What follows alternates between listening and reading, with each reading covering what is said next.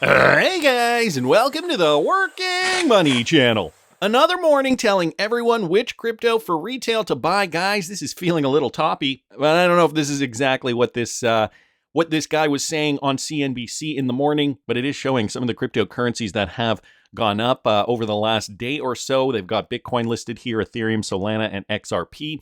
And you know, guys, it's going to feel toppy. And you know, guys, the metric to focus on, to pay attention to, is that market is toppy when mainstream media is talking about cryptocurrency in a positive light. Essentially, this means we're getting very, very close to selling at the top. So today, Bitcoin has gone down a little bit. We're still just kind of trending in this sideways pattern over here. We haven't really seen too much in terms of Bitcoin decisive behavior. Even though Bitcoin did reach this new high back on August the 14th, we did not actually see any kind of real momentum, real push, real movement with conviction. What we have to see is movement with conviction. I mean, hitting up against the all-time high, that's one thing, but it's getting up past that all-time high with conviction, getting up, $5, $6, $7, $8, $10,000 higher than its previous all-time high. So that's what we're looking at for Bitcoin. Currently, we are seeing Bitcoin trading in and around $110,700 per coin. So we've got low volume. We haven't seen any kind of meaningful high volume events yet for Bitcoin.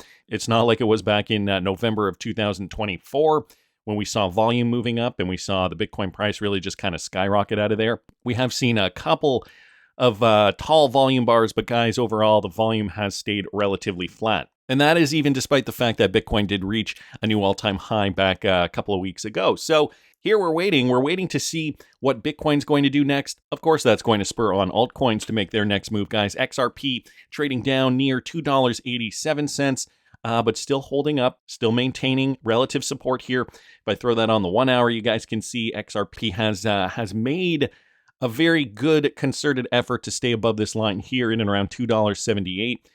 Really, if we were to take that and move it all the way down to the bottom of the wick here, that would be the wick from August the 2nd.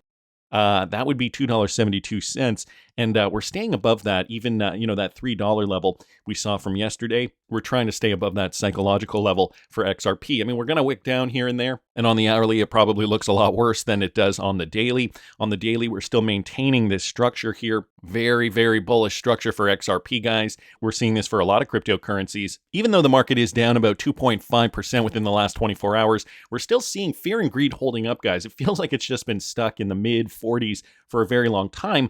Altcoins have taken up some space, although today we're not really seeing the altcoins really in the green. We're seeing altcoins in the red, Bitcoin's even in the red.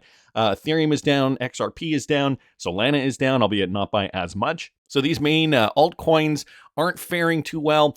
Dare I look at cryptocurrencies like Kronos that was really soaring the other day. Now that is even down 21.67%. Guys, this is altcoin behavior. This is typical altcoin behavior when they go up by double digits, when we see, altcoins go up 10, 20, 50%. When that occurs over, the span of a few days, we generally see these big crashes as well. People cashing out, taking their profits. So, the fact that we aren't seeing major crashes for some of the other altcoins means that we're still on track. We do need to see liquidity enter the space. And for more information on how I'm treating this particular bull run, guys, follow me at patreon.com/workingmoneychannel. I've rolled back prices. It is only $5 a month to join, but you got to subscribe and stay subscribed to lock into that subscription price. That's where I go over all my market moves, where I'm sharing my $15,000 plus portfolio, what I'm deciding to cash out some of my XRP at. We're looking at targets, realistic prices here for this particular bull run. So if that is something you guys are interested in, follow me to join. Link is on the screen. I like hearing that other analysts are on the same page. CEO of global macro investor Raoul Pal believes XRP is about to enter a new growth phase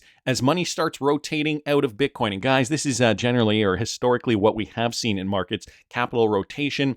This courtesy of Emily here. So it says here, Raoul Pal is the CEO of global macro investor. He believes that altcoins like XRP are about to enter a new growth phase as money starts rotating out of Bitcoin. In his latest market update, he describes the crypto market as a waiting room with different assets preparing to launch at different times. So that's an interesting analogy. He says Ethereum has already moved out of the waiting room and entered its growth or full port phase. For context, Ethereum is up nearly 70% since July, having recently claimed a new all-time high before retracing slightly. Meanwhile, Pal said that Solana is next to leave and waiting, while Sui will follow after Solana. So he's actually giving some specifics when it comes to which coins are going to launch in which order, which I find kind of fascinating there. As capital flows away from Bitcoin, investors often look for opportunities in other tokens, triggering what the market calls altcoin season. And Pal sees XRP as one of these beneficiaries. Guys, XRP is looking very, very nice when we look at that macro setup. Take a look at this chart here. Raoul Pal actually brings it up in his tweet here. So this is the XRP chart. We're taking a look at these bullish pennant patterns over the years from 2014 onward to today. And guys, generally what we have seen is a big push to the upside. We saw it in 2017, we saw it in 2021, and now this elongated bullish pennant pattern. We came out of that in November of 2024. And guys, we're actually forming another one. This one's actually looking quite good because it's moving upward. It's slowly trending up where we're making higher lows. So Raoul Pal is saying we are in full porting mode. He shared this long-term XRP one-week chart that tracks prices since 2014, as I just showed you guys, and just kind of described those large descending triangles. Price compressed for nearly 3 years before breaking out. And guys, we're basically just poised for another breakout. That's essentially what he is saying. Could XRP record another breakout? Notably, another consolidation followed. So it's just kind of going over what I was just discussing there. Pretty much, we're waiting for that next leg to the upside. And it might be that we will see some of these other cryptocurrencies launch before that. But guys, the tailwinds for XRP are so exciting because it's not just about, altcoin season and, it's XRP's turn to pump, right after Solana or Ethereum or whatever it is. We've got so many other factors that I think is going to blow the top right off XRP. Bloomberg has confirmed that there are 15 pending XRP ETFs. If you guys squint a little bit here, you can probably see that a little bit better there. This is the Grayscale XRP Trust. That's the first one. We got 21 shares, Bitwise, Canary, Wisdom Tree, CoinShares, and Franklin Templeton. Those are all the XRP ones. And we've passed all these deadlines here. So the first deadline, second, and third have been passed. Now we're just waiting for, waiting with bated breath for mid-October. So first deadline is, now the first and final deadline from there. That would be October the 18th. We got a couple in October the 18th and one on October the 19th. And then the 22nd and 23rd of October, rounding that off with the 24th of October, I think, for Wisdom Tree. So, the tailwinds will also help XRP price pump to the upside once we do have confirmation from the SEC on those ETFs. So wanted to thank Emily there, Crypto Insight UK, and Chad Steingraber for posting those. Now, here's some other news. The scoop from Eleanor Turret. The CFTC will soon issue an advisory clarifying its Foreign Board of Trade registration rules, giving non-U.S. exchanges a clear path to let Americans trade on their platforms. So this is going to get more American capital moving to other exchanges, not just focused on U.S. exchanges.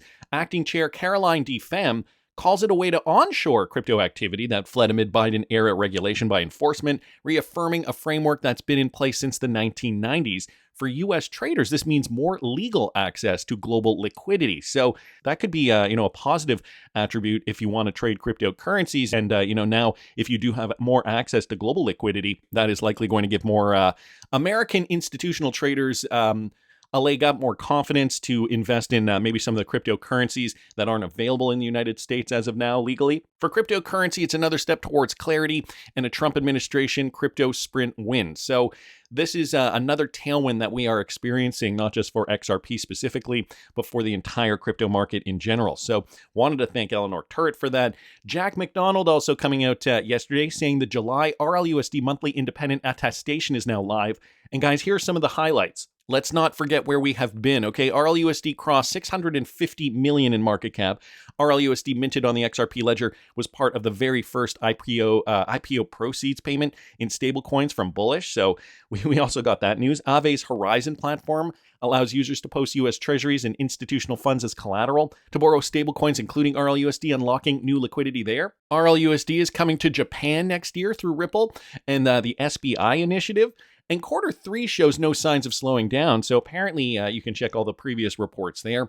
That courtesy of Jack McDonald. And just speaking of the Japan RLUSD coming in March 2026. Here's a PR report posted by the Wrath of Kahneman for SBI to issue and distribute RLUSD in Japan. So I just translated this. It was originally in Japanese, and we've got the official PR report here. So Yoshitaka Kitao is a consolidated subsidiary of SBI Holdings. It gives just kind of the rundown there, which operates a crypto asset exchange business. And Ripple Labs is a leading company in blockchain and crypto asset solutions for enterprises. This discusses the current stablecoin market, estimated at around $300 billion and expecting to grow into the trillions. As we've heard numerous times, RLUSD is a reliable enterprise stablecoin that emphasizes compliance and transparency. So this is in SBI's words. It is 100 backed by high-quality reserve assets such as U.S. dollar deposits, U.S. short-term government bonds, and other cash equivalents. It complies with different global regulations, and it says down here, our company aims to start general sales of RLUSD by the end of the fiscal year.